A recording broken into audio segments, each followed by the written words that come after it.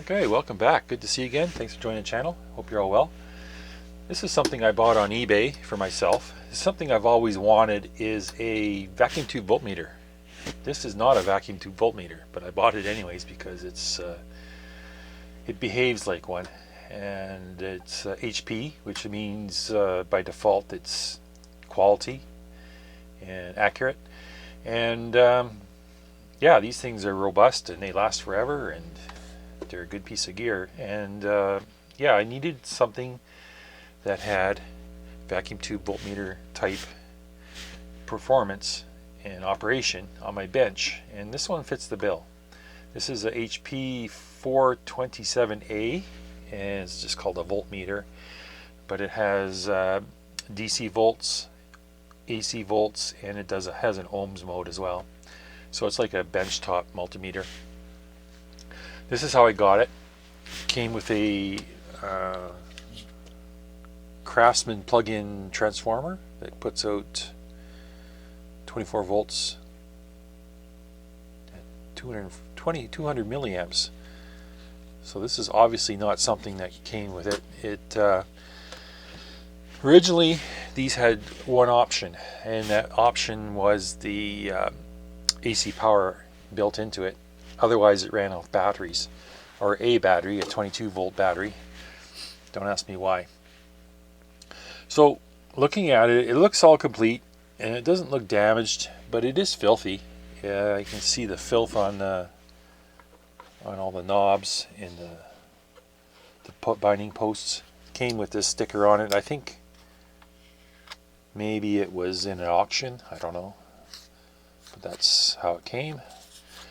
It has stickers on it, and came with this contraption, which is wrapped up here. Let's unwrap it.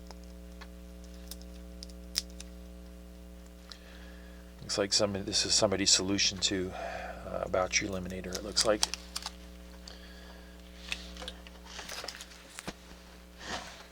So yeah, it's just wires soldered together. So my intention for this is just to clean it up, fix it, get it working 100%, and mount it on my bench. And probably going to mount it underneath here, beside my drawers, my parts drawers, and so it's ready and easy to use. It's in the so yeah, let's have a look at it. You see, it's filthy on all top. It's just filthy. And then when we look at the back, you see something interesting.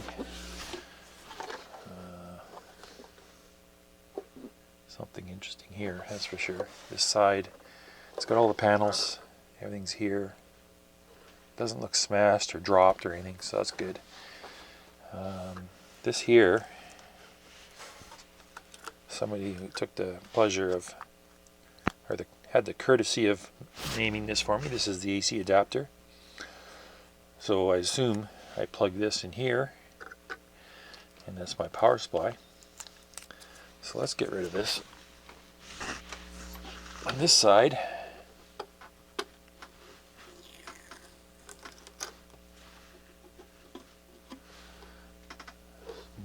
this here, I don't know what this does.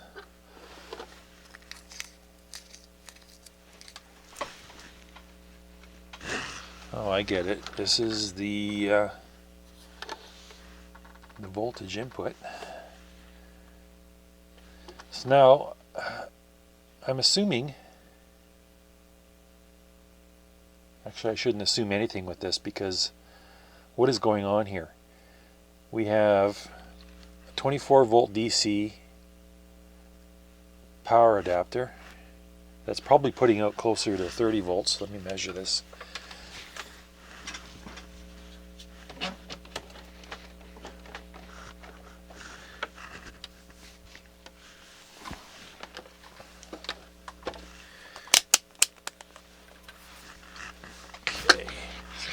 Have a look at this.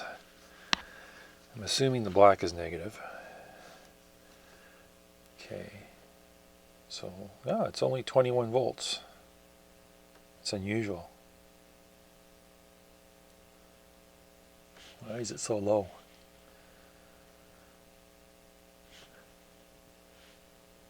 It might have some kind of internal regulating circuit. That's interesting. Now look at this. Let's have a look at this board. Looks like it's held on by one screw.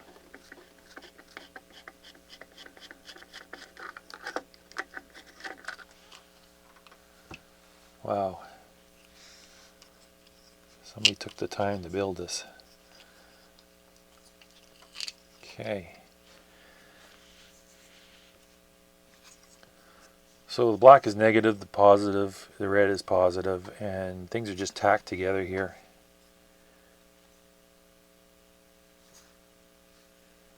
What does this thing do? Okay, so negative comes in, goes to the capacitor, goes out this wire, and goes to the output. Doesn't make any other side trips. The red comes in here, goes to this diode,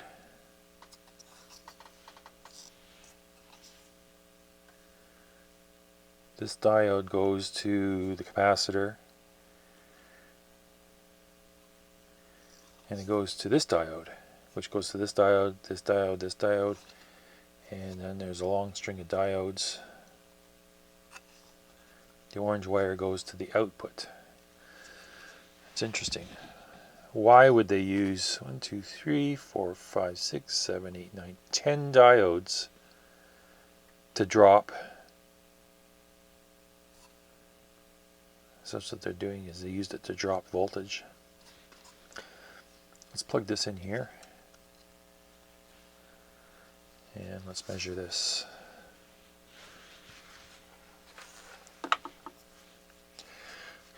Across the capacitor. Oh, there we go. 32 volts. I guess that's what they're doing here. Let's measure the output.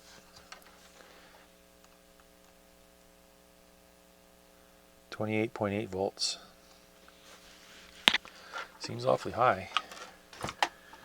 Okay, this thing shut off.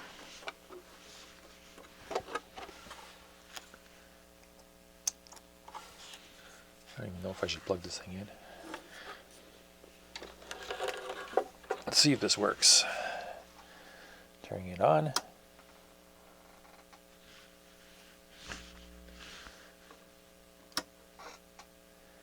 DC volts. Okay, let's feed it a voltage.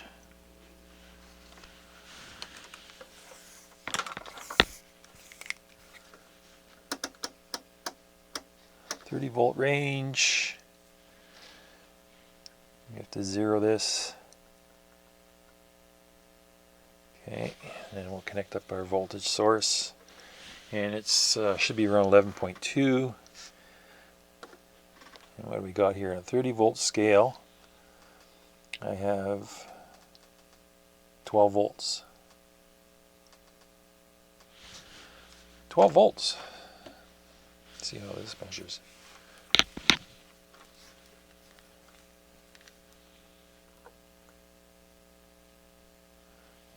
.7. Yeah, we're a little less than 12 volts here. We're actually probably 11.8 or 9, and this says 11.7. So it's doing pretty good. And yes, it does work. I expected it would. These HP pieces are pretty much indestructible. They're built with top quality components. The construction is best for its day, but you know, I just want to make this a bench unit. So I'm going to get rid of all this crap, and probably this crap too. What I might do, since I already got the transformer here, I might crack this open and remove the transformer and install it in here and build the power supply directly inside. And then I can cut a hole and put a IEC connector on here and just feed it with 120 volts, and away I'm done. So yeah, this is really strange what they did here. But hey, I guess it worked. Let's have a look inside. Okay, so let's have the lid off. It's just aluminum lid with some vinyl coating. So here's our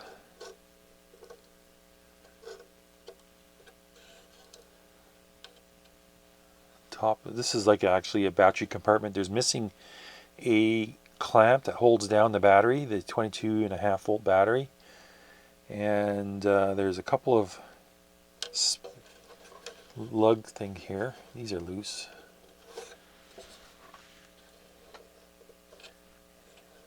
And it looks like we have a lot of room. We could just build a power supply right in here. It's kind of dirty inside. Not much going on. Let's look at this side.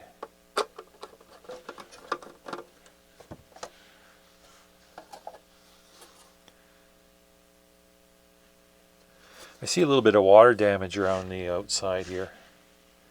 It looks like maybe this was wet once upon a time. You can see it here. It looks like everything's okay. Everything's intact. There's a little solder bodge here. I don't know what that goes to.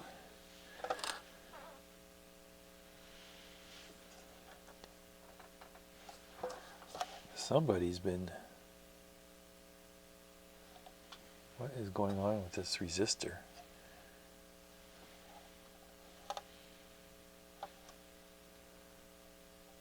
Looks like somebody might have been working on this. Looks like somebody was replacing transistors.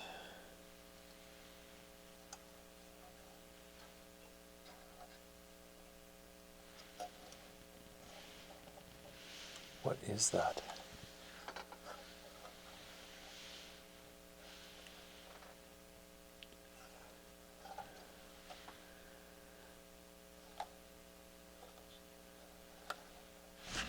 I don't know if you can see this. Let me zoom in. So it looks like somebody soldered these two transistors in. There's flux here, and doesn't look factory. And this resistor here, it's all crushed down.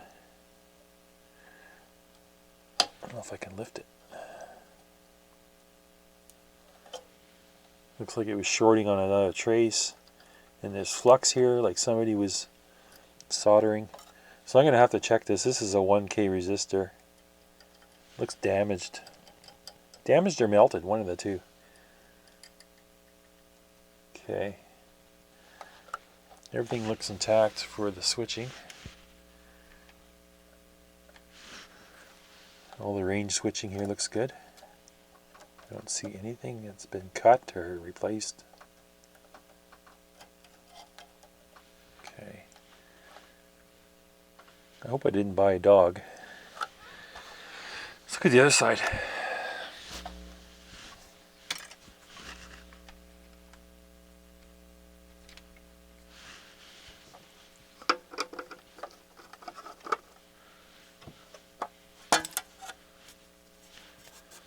This one has the same staining.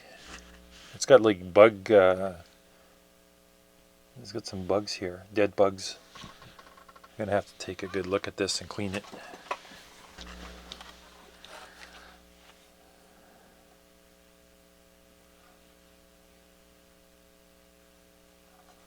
This one here looks good. Untouched. A lot of electrolytics. I'll have to check these.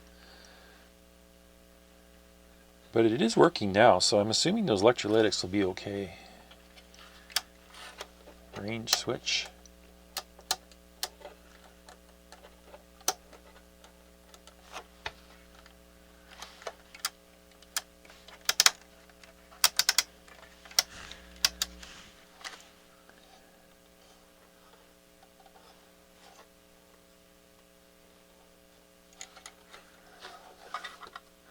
All right, so what do? We need to remove the back.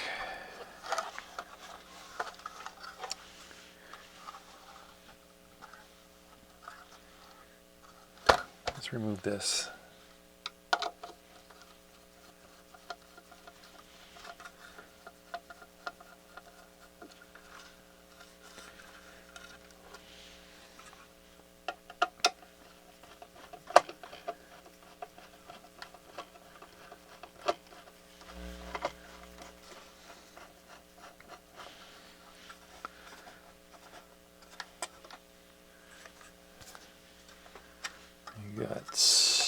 4 screws up each side. So probably what I'll do is I'll use the transformer that's in here, and I'll build a little rectifier circuit and filter network with a bridge and some caps, and then probably what I'll do is I'll regulate it down to 22.5 volts or 21, whatever the voltage is this thing needs. Another great thing about these old HPs is they have full documentation available on the web. You can just download it, and it's got all of the service information, user manuals, calibration procedures, everything's in there. So that's a huge bonus when you're working on this old HP stuff. I think I have something. No, I think that's it.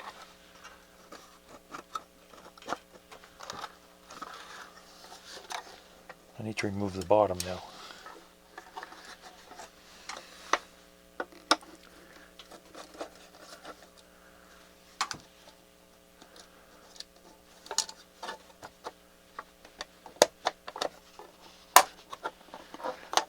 Oh, come on. That is tough. There we go. Okay. Now I can remove this.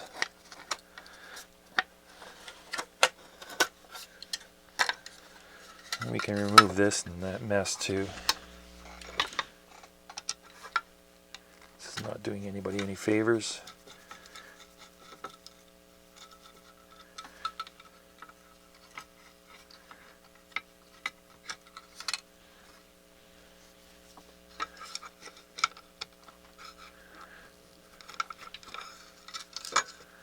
Okay.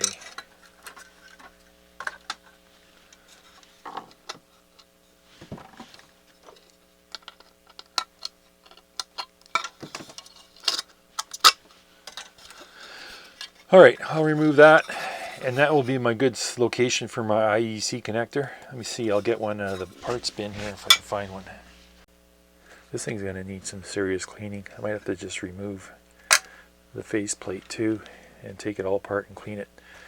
Considering I'm going to mount this up on underneath something, I want to remove this handle because it's just in the way. And it's a nice handle, but I'm just going to drill out these rivets and be done with it. I better watch the shavings.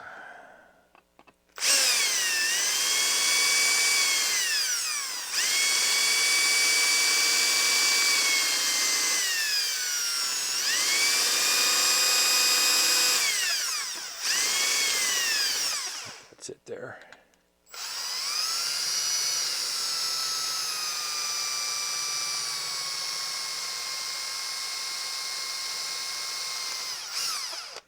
Okay, get rid of the shavings. They're all brass. And this should just come right off. Exactly what I wanted.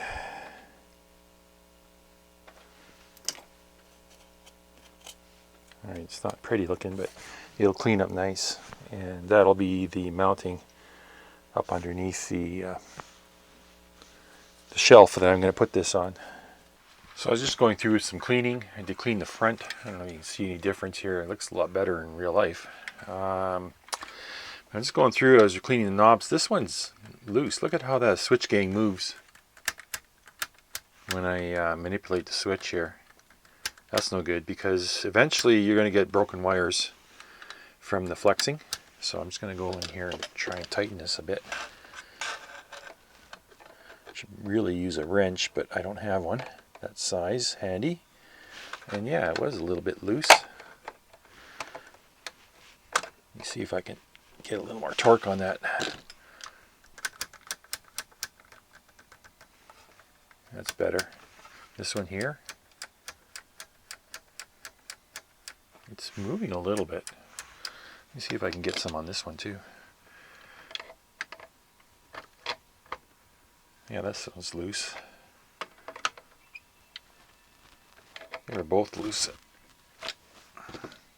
Yeah, you want those tight as possible because you don't want wires and stuff getting snapped off. Okay,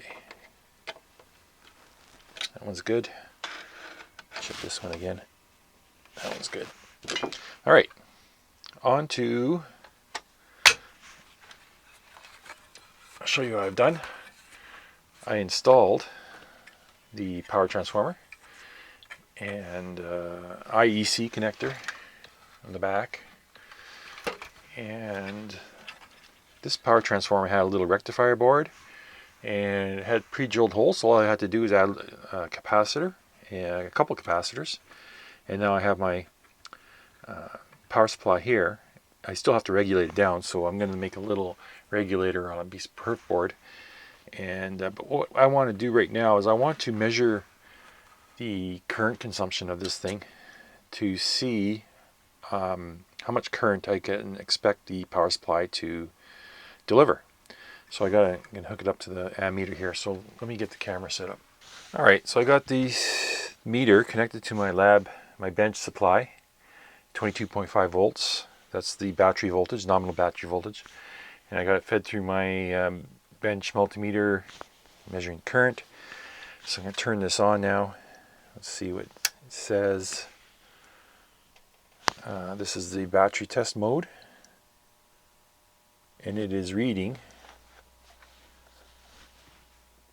I'm assuming, I don't know what, I haven't read the manual, but I don't know what this 1.5 volts minimum means, and I don't know what scale to read off of. There's a 0 to 3 scale, that's what I'm assuming I have to read off of, and it's right around almost 2.45. Okay, we're drawing 3 milliamps right now. So from what I read in the manual, the times 10 resistance will apply 10 milliamps onto the resistance under test. So that should be the maximum. I just want to see what the maximum current consumption for this thing is. Let's go DC volts. DC volts, and we're still down around 3 milliamps. Same thing. Ohms. Okay, we're down around 3 milliamps. Let's short out. Let's turn to the times 10. Let's zero this out.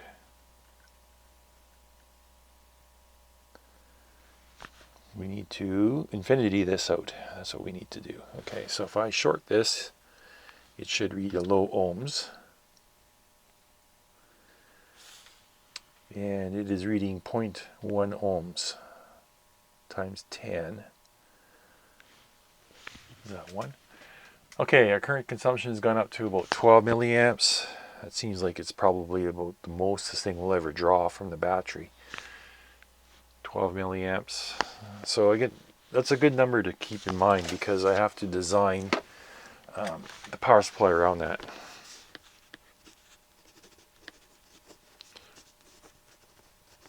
So I put down I max as 12 milliamps.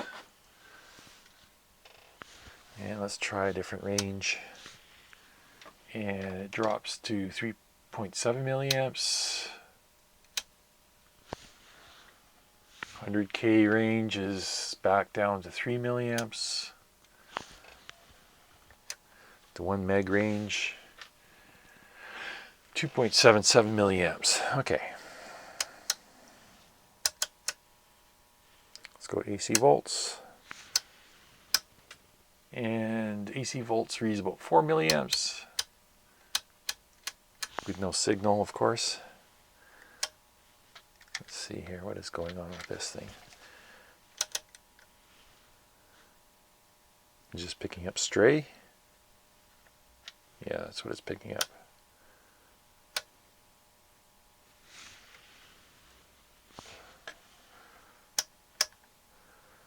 I'm wondering if this thing has a problem that we need to repair on the AC. It looks like it does. That's typically why, that's the main reason why I bought this, is to use it on the AC volts range, on these millivolt ranges here. It doesn't seem range dependent either. It just, well, that's swamped. Let me try shorting this out. Grounding out the input. Got a flaky switch.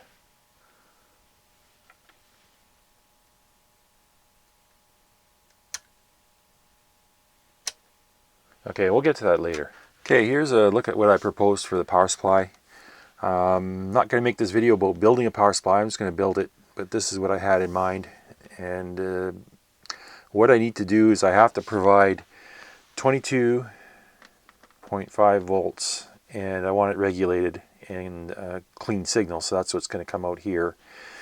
And I measured my Imax is at 12 milliamps, and I selected a Linear Technologies 1086 regulator. This is a 3-terminal regulator. It's kind of like the 7.8 series or the 7.9 series. Good regulator. This one has a voltage maximum between your input and your output, maximum of 25 volts. And in this application, let's back up a bit here. Let's look at the primary. So 120 volts in. I got a 1 amp fuse just for some minimal protection. Transformer, as I showed you, bridge rectifier, and then I put a 1000 microfarad 35 volt cap across the rails to provide smoothing, and that provides me with 32.5 volts going into the regulator. And out here I have 22.5, so that's a differential of 10 volts, and this regulator will handle 10 volt differential. That's what I was getting at. And it's fully adjustable too. Optional, I have some extra capacitance here on the input near the regulator, 22 microfarad, and I'll have capacitance near the output as well, 220 microfarad.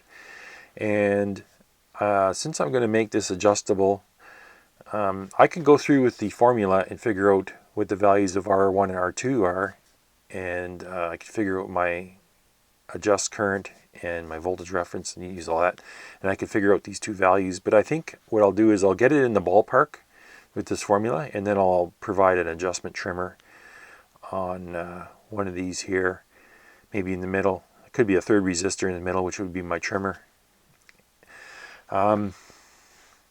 just so that I can tweak it and get it bang on. It doesn't need to be bang on, but it's, why not, eh? We can do it, we can do it. Added this resistor here because if you look in the data sheet for the LT 1086, it says it has to have a minimum of 5 milliamps of current so that this regulates properly. So what I measured is minimum is about 2.7 milliamps. That's what I measured on my last test here.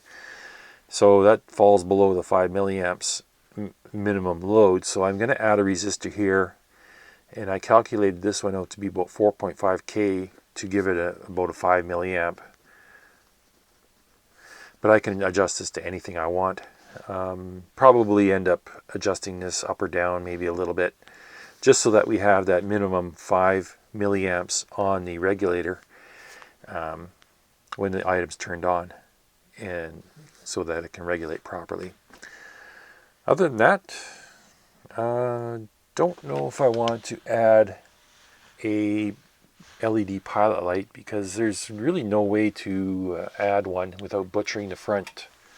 And I don't want to butcher the front of this cabinet with holes for LEDs. It would probably be alright to put one down here somewhere. I'll think about that. So let me get this power supply built and installed. What else do I need to tell you about this? That's pretty much it. This is a 25 volt cap. This is a 35 volt cap.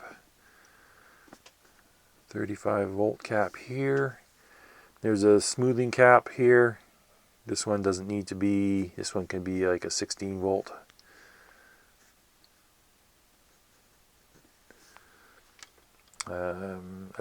I adjust current is about 50 microamps. So depending on my value of resistors I select, I can adjust this current. This voltage reference always stays at 1.25 volts. That's the VREF between this wire and this wire. And yeah, it's pretty basic.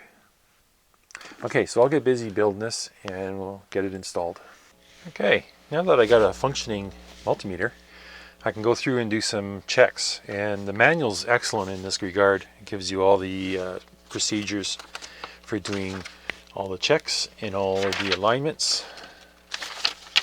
And I'm just going through and checking the AC accuracy and frequency response. So what they're asking me to do here is apply a 10 millivolts signal from a signal generator, RMS, and verify that it reads 10 millivolts. And on my signal generator, I have it set to 28 millivolts peak to peak, and that measures out to about 10.1 volts RMS, and we are reading about 9.7 or 9.8 millivolts. But I also notice I have a little bit of twitchyitis here on the needle with this switch, this range switch, or this function switch. Sorry. And it needs a good cleaning, it looks like. So I might just do that right now. I'll switch this off and hit it with some deoxit.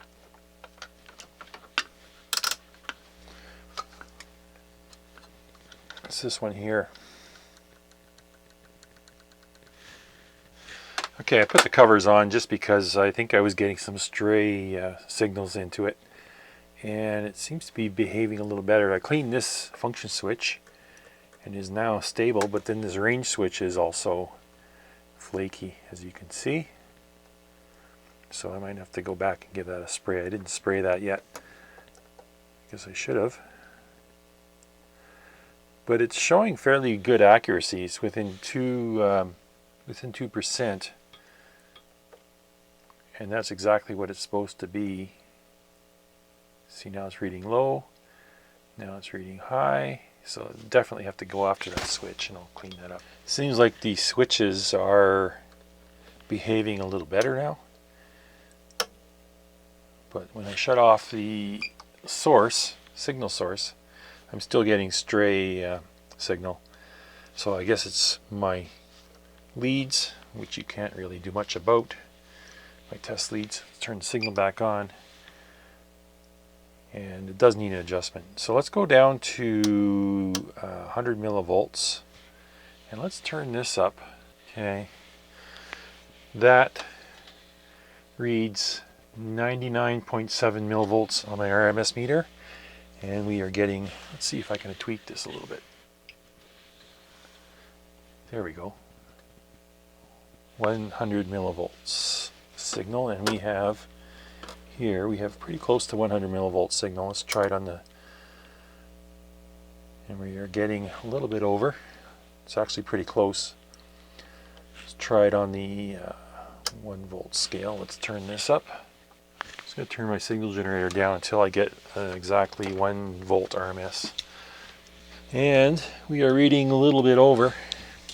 Again, I think it just needs a touch up. On the 3 volt scale, we're getting 1 volt. On the 10 volt scale, we're getting 1 volt.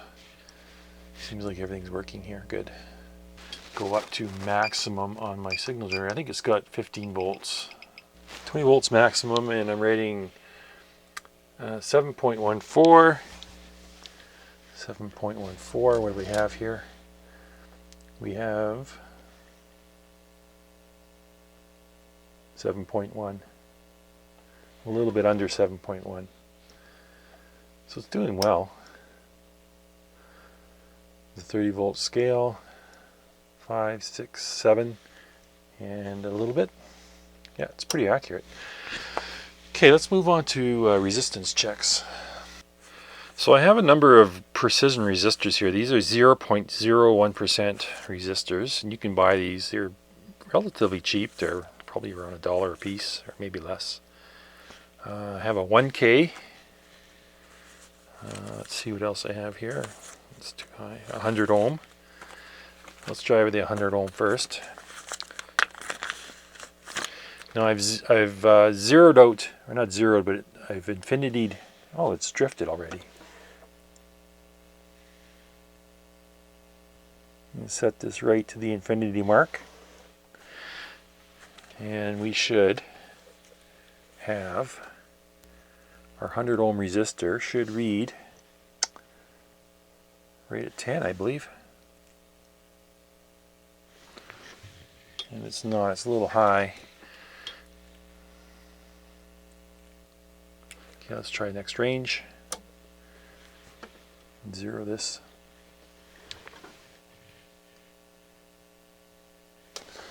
Okay, try it again. And we are way out on our range here. It is actually reading 1.1, which would be 110 ohms, and this is a 100 ohm resistor. Okay, so that's going to need adjustment. There's a 1K resistor. Let's try this one.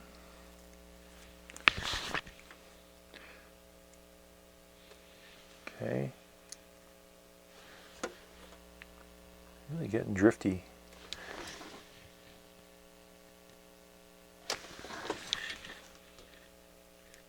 Okay, what do we have here? It's fairly close. Let's try it on the 1K range.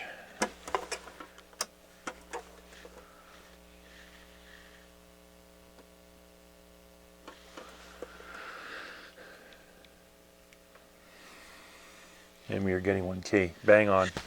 So that range is good. Next we have a 10K resistor, 0.001%. Let's turn this up to 10K.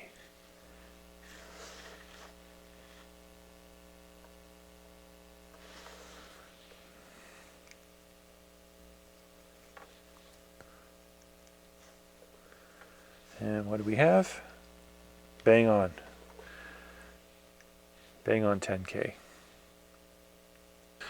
Now I got a 100K resistor, and this is 0.001% as well. 100K, let's go up to the 100K range.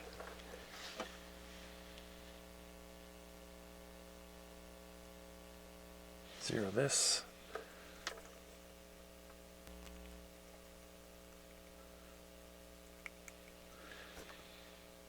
And we are close. It is reading about 9.98,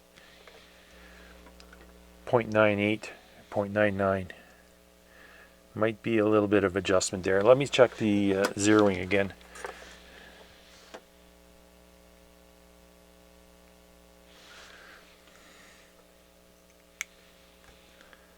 Yeah, we're a little bit low. I never did do this yet. Perfect. Next I have a 1 meg, 0.001%. No, this is 0.1%. This is a magnitude less accurate. But we have 10 of these. Let's try one on our 1 meg range.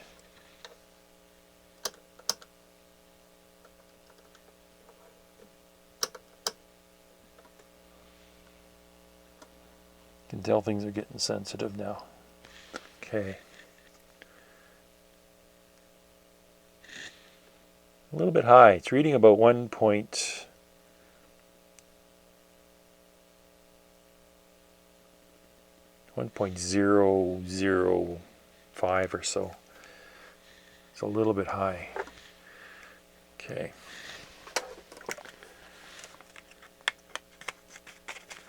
So that gives me a good idea of how accurate that is. Okay, so now I'm checking DC voltage. I got it on the 100 millivolt scale, DC. My needle's fluctuating up and down. That's my power supply. When it's turned down to 0, it really doesn't track well. So let's turn this up a little and let's see what we can do. Here's 85, 84 millivolts there. And that's exactly what we're reading. Let's go up a range. Let's go up to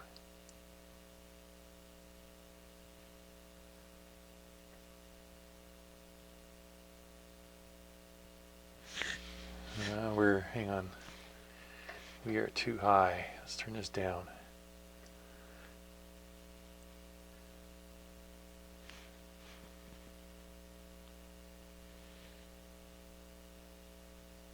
Really touchy at the low end. Okay, 225 millivolts. and we are getting 220. It's drifting between 220 and 225. Alright, let's go up another range. 1 volt scale. Let's take it up.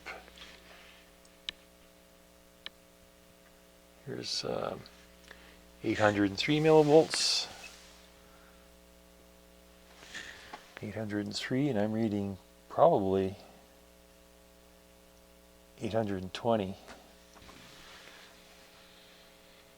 So it's quite a bit of difference there on that range. Let's go to 3 volt scale.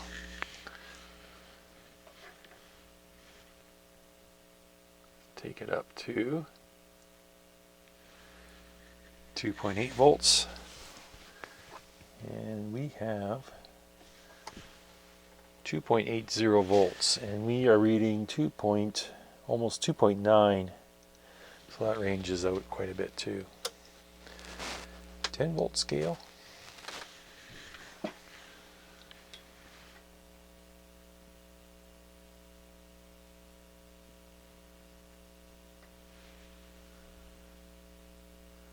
.70, and we are reading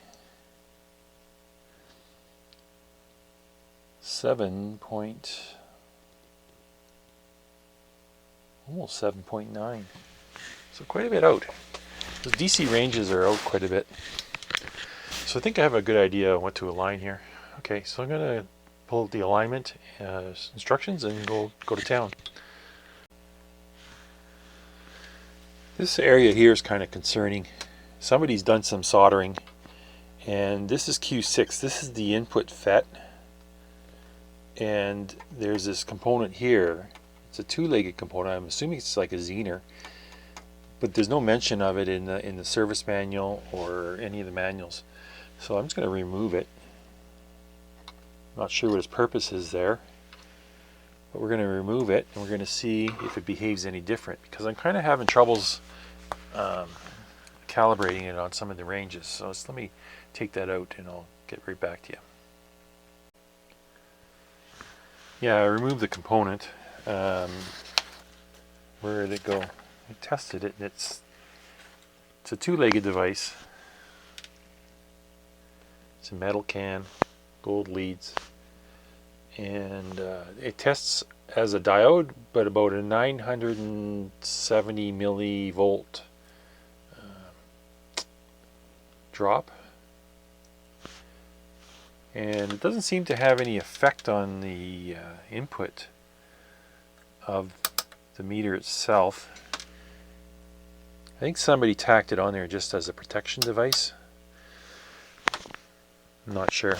I'm going to leave it off for now. Okay, I've gone through and I've done all the adjustments and alignments, or calibration, let's call it, and gotta say, this is a really accurate machine once it's set up. Way more accurate than the spec allows. I think it's 2% on the AC volts. Let me see here. I don't have the specs here. DC accuracy 2%, resistance 5%, frequency response 2%. The accuracy of this thing is well beyond the 2% that it specifies. Once you dial it in properly, it's a really nice unit. Going to have a lot of enjoyment using this thing. I think what I'm going to do is I want to mount it. Here, I'll show you. I'll show you where I want to mount it. On my bench, I want to put it right up here, just like that, and I think that's where it's going to stay. And yeah, it's going to be handy. It's going to be right handy for all my measurements, so that's what I'm going to do. Well, there you go. It's finished and mounted in its final resting spot. I know real estate's getting kind of short here in my bench, but just wanted to hang it up here, and it works perfect. And this will be nice for when I do RF, IF alignments on tuners and radios. It'll be great to have one of these. I've always wanted one that has the either the vacuum tubes or the FETs, and this one has FETs, and it's a very nice machine. If you get yourself one, get it at a good price, because I was looking on eBay the other day, and there's ridiculous prices, like $300-400 for one of these, and I don't think it's worth that amount. But it's going to be good enough for what I need. I don't need super accurate, but I did calibrate it. It is good. If I need super accurate, I have a I'll show you up here. I have another HP 6.5 digit meter here, and it's my bench meter. That's what I use for all my accurate measurements for my power tests and everything else. So that's the one I use. But this one will be handy. It's right in front of me. This one's way off in left field, and I can't really read the LCD because it's so dark up there. I was thinking maybe I could figure out a way to backlight that. That would be awesome. But I like the meter. I just don't like the display. And you know, it's a great meter. It's accurate, and you know, it's HP quality. But this one will be good. It'll be right in front of my face. All right. Thanks for watching, and I'll talk to you in the next one. Take care.